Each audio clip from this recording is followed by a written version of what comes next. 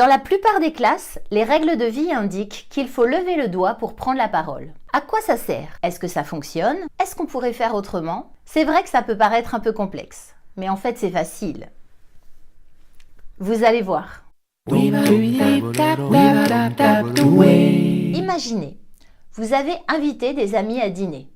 Ça discute, ça raconte, ça questionne, ça rigole, ça répond, ça réagit, bref, ça s'écoute. Et pourtant, personne n'a levé la main en attendant d'être interrogé pour prendre la parole. Comment est-ce possible? Lever la main est une coutume ancestrale spécifique à l'école. En général, nous voulons distribuer la parole pour faire en sorte que les élèves parlent tour à tour. Est-ce qu'ils s'écoutent pour autant? Est-ce qu'ils se répondent vraiment? Ce n'est pas sûr. Voici quelques scènes de vie de classe quand un enseignant pose une question. L'élève parle en même temps qu'il lève la main. Un élève lève la main, il est interrogé et il demande à aller aux toilettes. L'enseignant interroge un élève parmi les doigts levés et entend murmurer ou dire clairement « c'est toujours les mêmes ». L'enseignant pense que ceux qui lèvent la main connaissent la réponse aux questions posées et que, son rôle étant de faire progresser chacun de ses élèves, il vaut mieux interroger ceux qui ne lèvent pas la main pour les solliciter. Du coup, si je suis un élève et que je ne veux pas être interrogé, j'ai qu'à lever la main. L'enseignant regarde hésitant les doigts levés et a un temps de latence avant de désigner un élève. Temps qui enlève le rythme d'une séance et dont les élèves peuvent s'emparer pour s'agiter.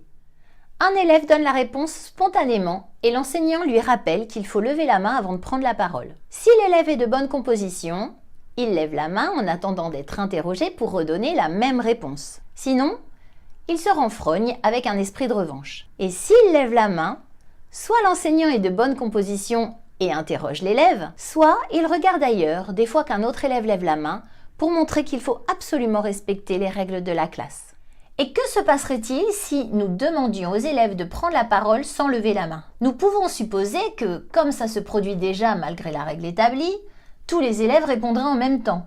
Ou bien, un élève répondrait spontanément et ce serait toujours le même. Au final, que nous fassions lever la main ou pas, il est possible que nous n'atteignions pas notre objectif, à savoir que les élèves s'écoutent, se répondent et respectent le temps de parole de chacun.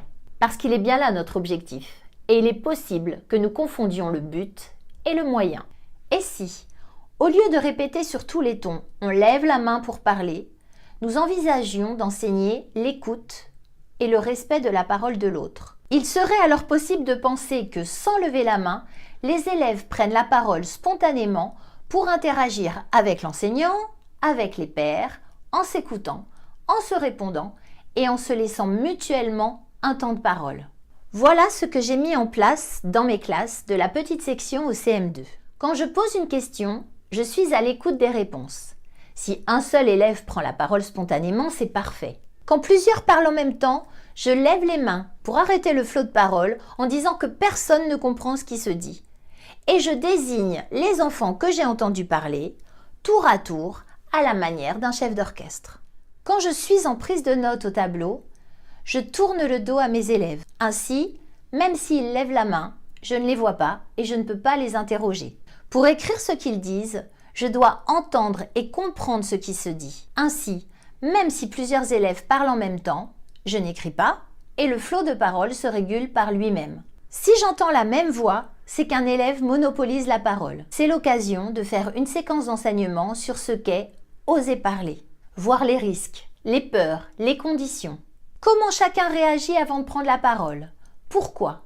L'importance de l'écoute, de la bienveillance entre pairs, voire la communication non violente. Ainsi, mes élèves comprennent que quand ils ont pris la parole une première fois, avant de la reprendre, ils doivent balayer la classe du regard pour voir si l'un de leurs pairs est en train de prendre sa respiration, de se redresser sur sa chaise, de déglutir. Autant de signes d'une prise de parole imminente à laquelle on doit laisser du temps. Quand je veux que mes élèves réfléchissent avant de prendre la parole, je donne comme consigne de lever la main pour indiquer qu'on a une réponse à la question. Et ensuite, j'interroge tous les élèves qui ont levé la main. Tous, quitte à entendre plusieurs fois la même réponse, la répétition faisant partie de l'apprentissage. Parfois, je demande une réponse collective et tous la donnent en même temps quand il s'agit d'une question fermée. D'autres fois, Un tour de parole est préétabli pour une lecture ou une correction.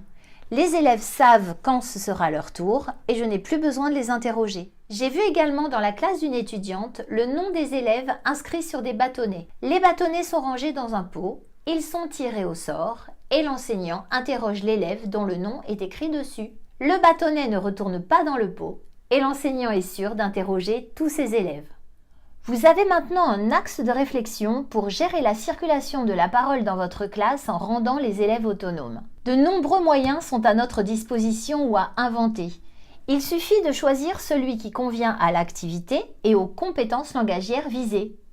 Dans le CD-ROM du livre Bien dans sa tête, bien dans sa classe, une vidéo montre comment les élèves prennent la parole sans lever la main dans une classe de chaque cycle. Si ça a été utile pour vous, pensez aux autres. Vous pouvez aimer, commenter, poser vos questions ou partager votre expérience dans les commentaires. Alors, à très vite pour la suite.